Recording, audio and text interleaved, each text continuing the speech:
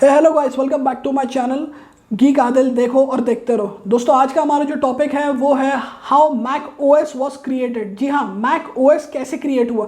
मैं आपको history of Apple या हिस्ट्री ऑफ मैकबुक या आई मैक या उनके दूसरे प्रोडक्ट्स की हिस्ट्री नहीं बताने वाला ना, उनकी वजह बताने वाला हूँ। मैं बात करने वाला हूँ मैक, जिस बुनियाद जो उनकी बहुत बड़ी बुनियाद थी। एक एप्पल हमेशा तो दो ही चीज़ों के लिए बहुत अच्छे से ज़्यादा जाना गया है, एक है उसका हार्डवेयर और दूसरा है उसका सॉफ्टवेयर। तो उनका जो सॉफ्टवेयर है, जो उनका ऑपरेटिंग सिस्टम है यानी कि मैक ओएस, ये कैसे बना, इसके पीछे क्या वजह थी और ये क्यों बना, इसके पीछे एक बहुत ही इंटरेस्टिंग कहानी है और आज मैं उसको स्टेप बाय स्टेप आपको समझाने वाला हूँ कि ये सब कैसे हुआ। तो दोस्तों, सबसे पहला पॉइंट अगर मैं आपको इन शॉर्ट या एक लाइन में समझाऊँ, ज़्यादा डिटेल में ना जाके, कि ये कैसे क्रिएट हुआ और ये क्यों क्रिएट हुआ, तो मैं कहूँगा कि ये क्रिएट हुआ था एक धोखे के वजह से या एक धोखेबाज के वजह से। जी बिल्कुल सही सुना आपने। मैक ओएस को बनाने की जो सबसे बड़ी वजह थी वो थी एक धोखा जो स्टीव जॉब्स को मिला था। और ये धोखा उन्हें किसी और ने नहीं, उन्हीं के पार्टनर कह लीजिए या उनके सपोर्टर कह लीजिए, बिल गेट्स के थ्रू हुआ था। तो ये सब कैसे हुआ था हम आगे वीडियो में इसके बारे में देखेंगे। तो मैंने आपको वजह बता दिया कि ये क्यों क्रिएट हुआ था। अब ये कैसे हुआ था, क्या हुआ था, मैं आपको इसके बाद आगे बताऊंगा।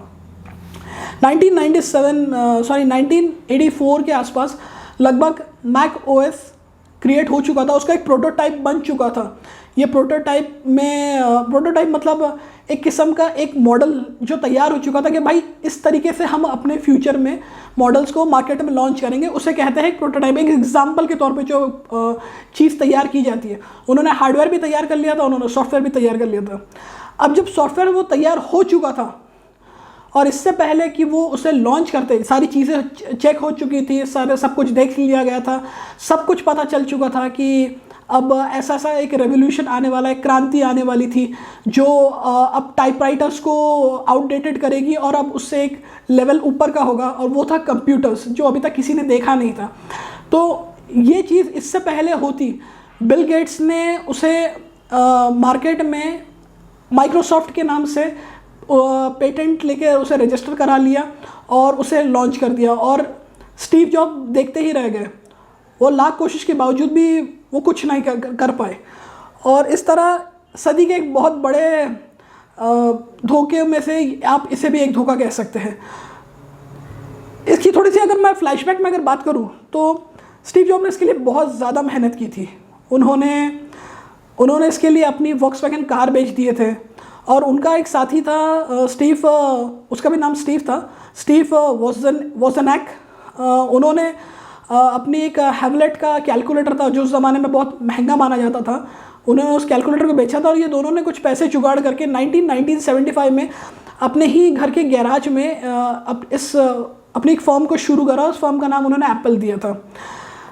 अब वो चाहते थे कि हम वो पैसा कमाना उनका मेन मोटिव नहीं था। वो चाहते थे कि हम कुछ रेवोल्यूशन करें, हम कोई क्रांति लाए, हम कुछ ऐसा करें जो आज से पहले किसी ने नहीं किया था। और उस ज़माने में वहाँ पे सिर्फ टाइपराइटर्स तक ही सीमा थी। सारे ऑफिसेस में, सारे स्कूल्स में और भी दूसरी जगहों पे सिर्फ टाइपराइटर्स ही सबसे एडवांस प्रोडक्ट माना जाता था। वो उससे रिलेटेड कुछ ऐसा करना चाहते थे और वो उससे एडवांस कुछ करना चाहते थे। तो उनके दिमाग में आया कि टीवी और टाइपराइटर को उन्होंने एक किस्म से जोड़ के एक नई चीज़ फॉर्म कर दी और वो था कंप्यूटर। अब ये कैसे हुआ था? उस टाइम पे स्टीव जॉब्स और उनके दोस्तों के उनका जो फ्रेंड सर्कल था, जो उन्होंने एक टीम तैयार जैसी की थी, उसमें बिल गेट्स भी उनके साथ थे। और उनके बीच में शुरुआत से ही कुछ थोड़े बहुत डिस्प्यूट्स, कुछ मिसअंडरस्टैंडिंग्स और एक किस्म की एक छोटी मोटी कोल्ड वॉर जैसी भी थी। लेकिन वो चीज़ इतनी बड़ी हो जाएंगी फ्यूचर में, ये किसी ने भी नहीं सोचा था। जब बिल गेट्स ने माइक्रोसॉफ्ट के नाम से पेटेंट करवा के उन्हीं के एक स्टीव जॉब के ही सॉफ्टवेयर को अपने नाम से मार्केट में कुछ दिन पहले लॉन्च कर दिया, तब स्टीव जॉब ने चाहकर भी कुछ नहीं कर पाए क्योंकि पेटेंट उनके नाम पर रजिस्टर्ड हो चुका था और वो साबित नहीं कर सके कि ये चीज़ चुराई हुई थी और ये चीज़ उनकी मेहनत की थी। इस चीज़ से उनको बहुत ज़्यादा लॉस हुआ था, पर्सनल भी और प्रोफेशनल भी। उनकी पर्सनल लाइफ भी बहुत ज़्यादा डिस्टर्बिंग चल रही थी। उनकी वाइफ और उनके बच्चों के साथ उनकी बिल्कुल नहीं बन पा रही थी, वो बहुत ज़्यादा स्ट्रेस में थे। और प्रोफेशनल तो लॉस हुआ ही था, उनके इन्वेस्टर्स और उनके पार्टनर्स सब कुछ उनसे भरोसा खोते जा रहे थे। उन्होंने काफ़ी समय लिया और उसके बाद उन्होंने एक नई टीम तैयार की। उनको पता था कि हाथ पे हाथ धरा बैठे रहने से कुछ नहीं होगा, उन्हें कुछ अलग करना होगा। उन्होंने एक टीम तैयार की, कुछ नए क्रिएटर्स को उन्होंने लिया और इस बार उन्होंने डिसाइड किया कि वो अपनी पिछली गलतियों से जो उन्होंने सीखा था वो उन गलतियों को नहीं दोहराएंगे और इस बार उनके पास पहले का एक्सपीरियंस भी था और वो कुछ ऐसा करेंगे जो विंडोज़ से ज़्यादा बेटर होगा, वो विंडोज़ से जो कहीं ना कहीं उन्हीं का था। और इस तरह से आया एक नया सॉफ्टवेयर और इसका नाम पड़ा मैकिन्टॉश, जिसे आप मैक ओएस भी कह सकते हैं। ये टोटली अलग था, ये विंडोज़ से काफ़ी अलग था। जैसे विंडोज़ में एग्जांपल के तौर पे नीचे आप टास्क बार देखते हो, उसमें आप टास्क बार ऊपर देखोगे, टास्क बार मतलब जिसमें सारे ऑप्शंस होते हैं, file, edit, view, etcetera etcetera, और वाईफाई का लोगो और टाइम और कैलकुलेटर, कैलेंडर, ये सब कुछ। तो ये उसे टास्क बार कहते हैं, जो एक किस्म से सारी इन्फॉर्मेशन देता है। और विंडोज़ में आइकन्स जो होते थे वो पूरे डेस्कटॉप के ऊपर ही आते थे और उन्होंने डेस्कटॉप पे आइकन्स देने के बजाय नीचे एक मेन्यू बार जैसा दे दिया। और अगर आप डेस्कटॉप पे भी लाना चाहोगे तो वो राइट साइड में आएंगे, जबकि विंडोज़ में लेफ़्ट साइड में आते थे। तो वो नहीं चाहते थे कि वो किसी भी किस्म से वो विंडोज़ का कॉपी करे, वो एक ऑल न्यू लेवल पे एकदम डिफरेंट तरीके से ओएस को बनाना चाहते थे। और सिर्फ डिफरेंट ही नहीं, बेहतरीन भी बनाना चाहते थे, वो ज़्यादा एडवांस बनाना चाहते थे, ज़्यादा सुंदर बनाना चाहते थे और ज़्यादा सिंपल भी बनाना चाहते थे और उन्होंने वैसा किया भी। और इस तरह से एक दूसरा रेवोल्यूशन भी आया।